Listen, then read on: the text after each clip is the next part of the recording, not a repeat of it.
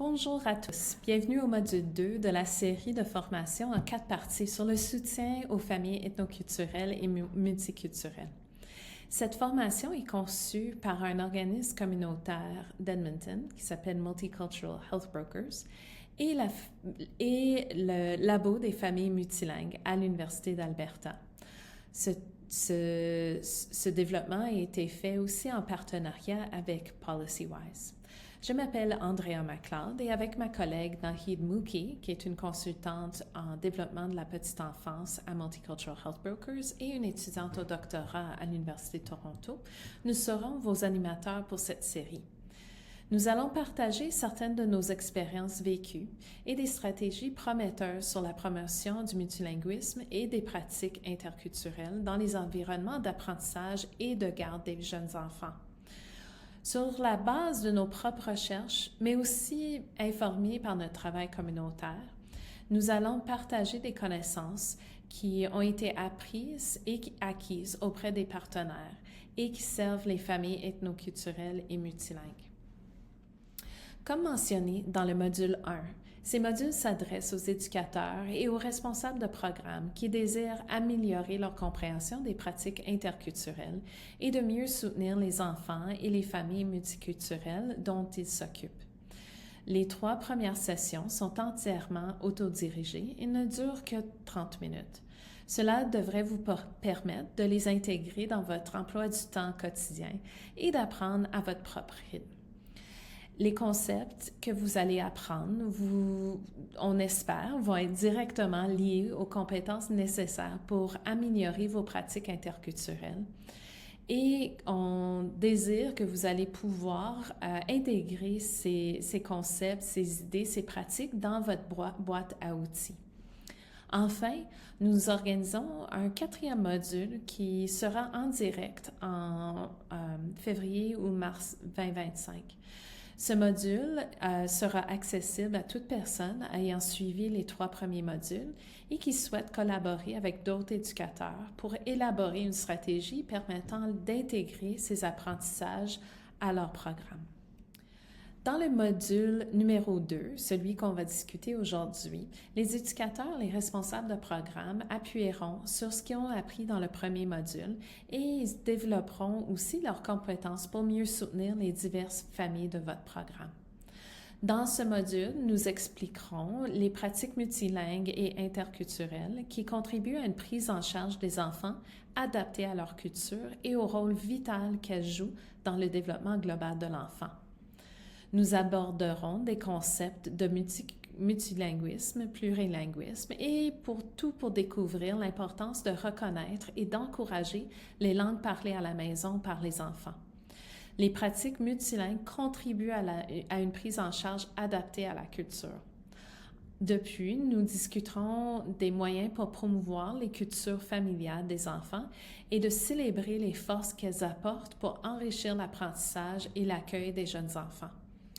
Enfin, toutes ces idées et théories seront complétées par des stratégies pratiques et peu coûteuses qui permettent d'établir des liens positifs et de confiance avec les familles et les enfants et de créer un programme d'éducation préscolaire adapté à la culture.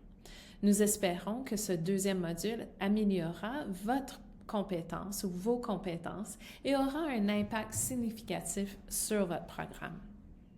Dans le premier module, nous avons parlé de l'importance de prendre en compte de l'enfant et de sa famille. Nous avons également évoqué le rôle des barrières qui existent dans la société au sens large. Nous savons que le développement d'un enfant est influencé par son génétique, mais aussi par son environnement. L'environnement peut être considéré comme un ensemble de systèmes qui vraiment s'organisent l'un autour de l'autre. Il est essentiel de comprendre comment l'enfant et de sa famille sont imbriqués dans un contexte plus large, un contexte qui comprend le cadre de l'apprentissage et de la garde des jeunes enfants, le contexte qui comprend la communauté et le quartier. Ces éléments font partie intégrante de notre société au sens large. Et tous ces systèmes influencent l'enfant et sa famille, et de plus, l'enfant et sa famille peuvent également contribuer à ces systèmes. Pour comprendre la richesse culturelle, on peut vraiment penser à le texte qui vient du guide Spark. La richesse culturelle est le large éventail de connaissances, de compétences, d'aptitudes et d'expériences acquises et partagées par un groupe de personnes.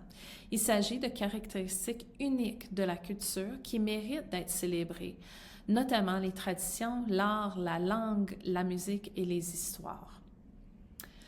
L'un des composantes essentielles des soins adaptés ou des approches adaptées à la culture est la valorisation des connaissances des familles. Il comprend dans ces connaissances leur langue. Nous appelons ce savoir la richesse culturelle. Il existe un malentendu selon lequel les communautés de nouveaux arrivants et les communautés ethnoculturelles ont avant tout besoin d'une aide financière pour s'acculturer et s'établir. Mais il est important de reconnaître que nos familles apportent beaucoup de richesses avec eux. Pour ce faire, nous devons tous commencer à considérer les communautés de nouveaux arrivants et les personnes issues de minorités ethnoculturelles comme des individus et des communautés qui portent une richesse importante, plutôt comme des fardeaux. Si nous pouvons parvenir à considérer, intégrer cette richesse, on peut non seulement apprendre beaucoup de choses, mais on peut aussi continuer à travailler en faveur d'un système interculturel qui est plus inclusif, qui fonctionne pour tout le monde. La pratique multilingue prend une perspective qui voit toutes les langues que l'enfant parle comme une ressource et une connaissance importante à soutenir. C'est quelque chose de positif que les enfants amènent avec eux dans leur vie quotidienne qui inclut les salles de classe, les salles de soutien, les salles de garde. Pour certains enfants, leur connaissance au niveau du langage veut dire qu'ils peuvent parler et comprendre. Et pour d'autres, c'est possible qu'ils le parlent moins, mais ils comprennent quand même. En travaillant sur le transfert et le soutien de la langue maternelle, de la langue parlée à la maison, c'est possible de diminuer la perte des langues minoritaires en général. Dans certains cas, de nombreux éducateurs ne parlent pas la même langue que les enfants dans leur classe. Cependant, investir dans les compétences de l'éducateur pour promouvoir la première langue de l'enfant et reconnaître et fêter l'identité de l'enfant en tant que bilingue ou multilingue peut être un atout important. Nous avons appris qu'il suffit d'utiliser des thèmes simples dans les programmes préscolaires, comme la nourriture et les émotions, d'inclure des chansons et des histoires de différentes cultures et de langues, et d'enseigner les enfants des phrases simples. Tout ça sont des pratiques efficaces et multilingues. C'est important d'intégrer ces pratiques parce qu'au sein des communautés ethnoculturelles, nous observons une tension entre les parents et les jeunes enfants lorsqu'ils grandissent sans langue commune. De nombreux enfants de la première et la deuxième génération d'immigration, une fois fondée leur propre famille, souhaitent parler la langue de leurs parents et de leurs ancêtres, mais pour certains, ils ne l'ont pas appris ou se sentent pas très à l'aise dans cette langue-là. Ces efforts simples qu'on peut faire chez les jeunes enfants sont simples mais efficaces et peuvent aider considérablement les enfants à prendre confiance en leur identité en tant que membres bilingues et multilingues de la société et de leur communauté. Comme on dit dans le guide Spark, le développement linguistique favorise également le développement des identités culturelles et de sentiments d'appartenance, en particulier chez les nouveaux arrivants et les enfants multilingues. Alors ici, j'aimerais que vous preniez un moment pour penser en termes des activités dans votre programme. Je vous propose de le faire en forme de carte, mais vous pouvez vraiment développer ça en forme de liste comme vous voulez. Regardez autour de vous, pensez à votre salle de classe. Quelles activités, y compris les bricolages ou des jeux imaginaires, se sont déroulées récemment dans votre programme? Comment est-ce que ces activités favorisent-elles l'appartenance et l'intégration de tous les enfants dans votre salle de classe? Quelles langues sont intégrées dans les activités? Prenez des notes, prenez un moment pour réfléchir et puis par la suite, continuez avec moi. On aimerait que vous intégrez vos expériences dans votre programme. On sait que vous jouez un rôle important en veillant à ce qui... On sait que vous jouez un rôle important en veillant à ce que des soins ou vos approches sont adaptées à la culture, aux enfants multilingues et qui sont interculturels et que c'est intégré autant que possible dans toutes les activités. Chacun d'entre nous a des expériences vécues différentes, des connaissances linguistiques différentes et des traditions différentes qu'on apporte avec nous. Nous pouvons travailler ensemble pour intégrer des soins ou des approches culturellement adaptées dans l'ensemble de nos activités d'apprentissage précoce avec les enfants avec qui on travaille. On peut des fois se sentir un peu dépassé. On a déjà des journées très occupées, beaucoup de priorités. Comment qu'on peut amener quelque chose de nouveau dans cet environnement? Mais Nahid et moi, on a beaucoup discuté de ça et puis on pense qu'on peut commencer de façon modeste, des petits pas, en travaillant avec nos propres connaissances, avec nos partenaires. On peut utiliser une stratégie qui consiste à commencer par une petite action, ce qui peut aider à identifier des stratégies pour lancer l'action et de créer un élan qui peut par la suite continuer à s'étaler à l'intérieur de notre milieu de travail. Je vous encourage de penser à un domaine qui est un de vos favoris, à une activité que vous aimez beaucoup mener avec les enfants. Par exemple, la musique, raconter des histoires ou jouer dehors en plein air. Commencez avec quelque chose qui vous excite déjà et puis par la suite, on va penser à une façon d'intégrer encore plus des activités interculturelles et multilingues. Alors, on sait que vous travaillez déjà avec des enfants et des familles, vous tenez déjà compte des spécificités culturelles. On vous encourage donc à réfléchir à certaines activités et que vous vous posez quelques questions. Par exemple, où est-ce que vous appliquez déjà des mesures adaptées à la culture? Où pouvez-vous développer ce que vous avez fait déjà? Où est-ce que vous pouvez étaler cette pratique à une nouvelle activité? Quelles sont les lacunes? Quelles sont des parties où vous dites « Ouais, ça c'est un point où on pourrait vraiment s'améliorer. » Avec qui pourriez-vous travailler dans votre milieu? Alors, pensez à ces différentes réponses. Prenez des notes dans votre cahier de réflexion et puis on va continuer. Dans les prochaines diapositives, nous partagerons certaines pratiques adaptées à la culture que nous avons développées et mises en œuvre et que nous avons été communiquées par nos partenaires. On aimerait que vous n'oubliez pas que ce n'est pas une recette, mais c'est plutôt une façon de travailler qui existe beaucoup de différentes approches, différentes idées. Et parce que c'est vraiment en lien avec la vie quotidienne d'enfants, multiples milieux où on peut intégrer les pratiques adaptées à la culture. On espère que vous allez les utiliser pour improviser vos propres pratiques en fonction des enfants et des familles avec lesquelles vous travaillez, avec qui vous voyez tous les jours dans votre environnement. On va commencer par des activités et des stratégies visant l'inclusion des langues parlées par les enfants. Et on appelle ces activités les pratiques multilingues. Nous présenterons ensuite des idées pour intégrer les pratiques interculturelles afin d'améliorer encore les pratiques qui sont adaptées aux cultures des enfants dans les salles de classe. Le multilinguisme fait référence à la présence de plus d'une langue, que ce soit dans la société, dans notre communauté ou chez nous-mêmes. Les pratiques multilingues visent à créer un environnement qui accueille différentes langues et cultures. En effet, la langue peut être considérée comme la voie d'accès à la culture. Plutôt de considérer la langue comme un obstacle et de penser « Ouf, je peux pas parler toutes les langues » ou « Je suis pas vraiment douée dans l'apprentissage des langues » ou « C'est vraiment un lieu de travail anglophone ou francophone, puis il n'y a pas de place pour ma propre langue. » On peut vraiment essayer de recadrer nos pensées.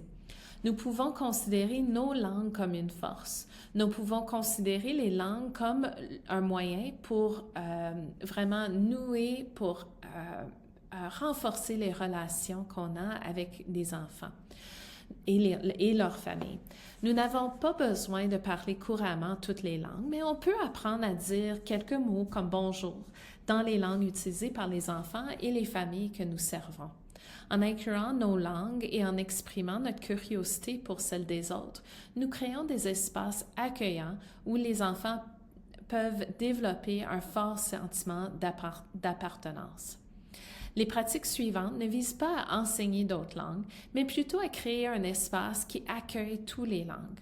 En incluant des pratiques multilingues, nous nous engageons sur la voie d'une prise en charge culturellement adaptée. Une des stratégies, c'est le bonjour multilingue. C'est un excellent point de départ pour intégrer des pratiques multilingues. L'objectif est de mettre ensemble les différentes façons de dire bonjour dans les langues connues dans la salle de classe. Vous pouvez vous adresser aux parents, à vos collègues et même aux enfants. Vous pouvez également explorer l'information disponible en ligne. Avec un bonjour multilingue, vous pouvez accueillir la langue de l'enfant dans la salle de classe au début de chaque journée. Cela permet également d'ouvrir les enfants à d'autres langues et à d'autres coutumes. Dans le cadre de notre travail, nous avons créé une affiche de bonjour multilingue qui reste dans la zone des casiers.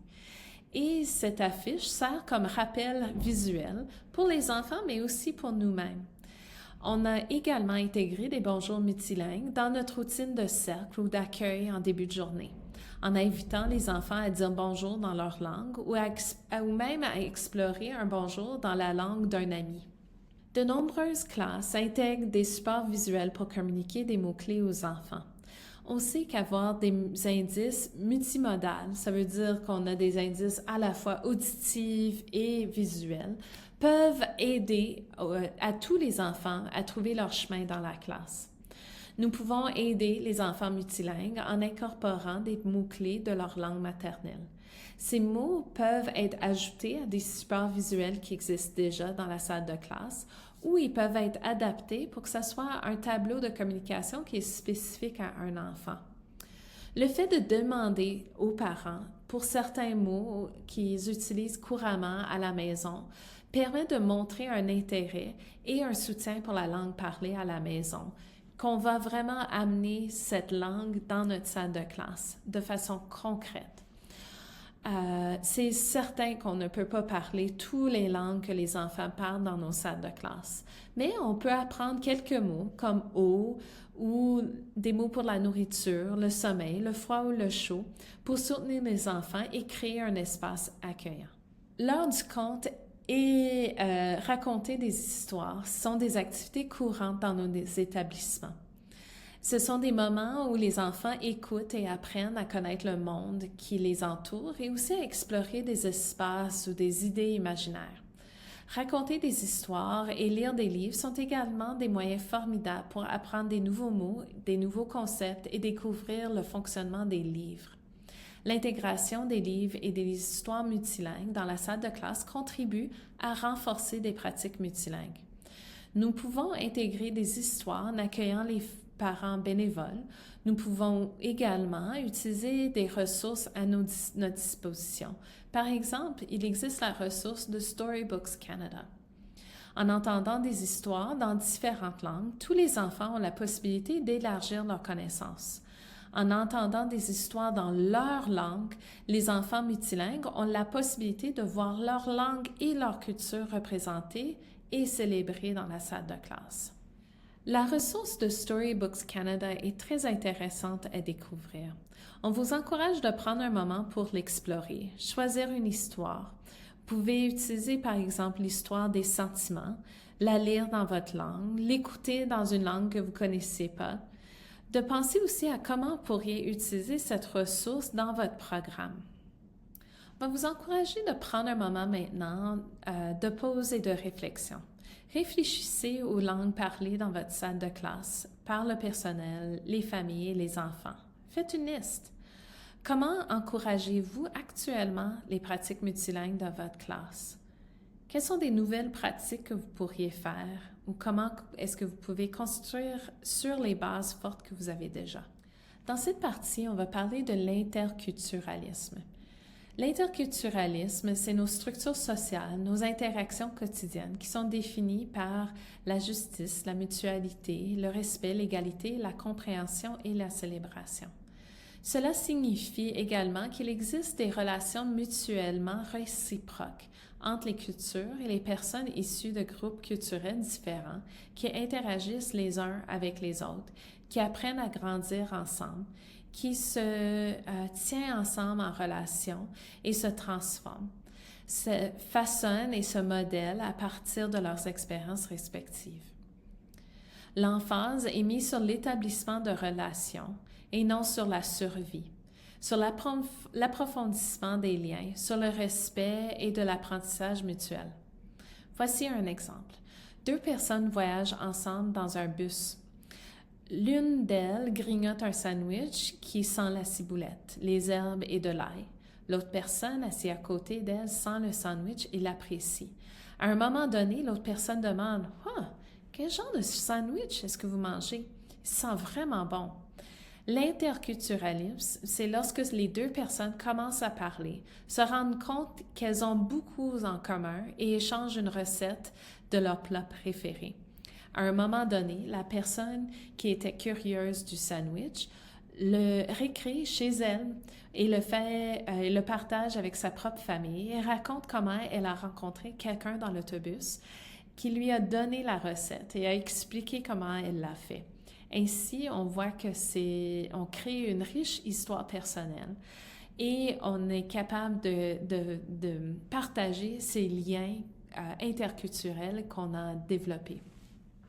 Il existe de nombreuses façons de pratiquer l'interculturalisme. Par exemple, on peut demander aux parents quelle langue ils parlent à la maison et apprendre un vocabulaire clé des mots courants. Il est aussi important de se rappeler que la culture et la langue est étroitement reliées. Alors, quand on inclut les langues des enfants dans la salle de classe, on met en place des pratiques interculturelles. De plus, ça permet d'entamer des conversations avec les parents sur leur culture et de montrer qu'on est ouvert d'esprit et puis curieux d'apprendre plus. Un bon point de départ pour les pratiques interculturelles est de considérer les thèmes hebdomadaires ou mensuels que nous mettons en place dans nos contextes d'apprentissage. Lorsqu'on planifie un thème, pensez à choisir un thème qui puisse jeter un pont ou de construire un pont entre la maison et notre service de garde. Par exemple, l'océan, c'est peut-être un bon thème pour explorer des nouveaux vocabulaires, faire des liens avec des grands livres et explorer des jeux imaginaires. Mais ce thème est un peu abstrait pour de nombreux enfants, surtout dans le contexte de l'Alberta.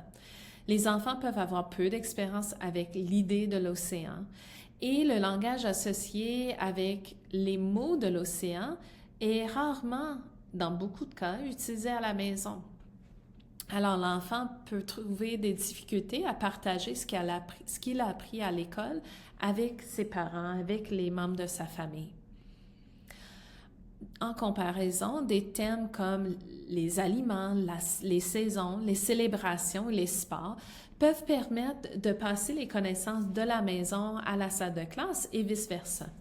Ces thèmes permettent d'intégrer des expériences de la maison et de la communauté, d'apprendre des pratiques communes et des pratiques plus spécifiques à certains enfants.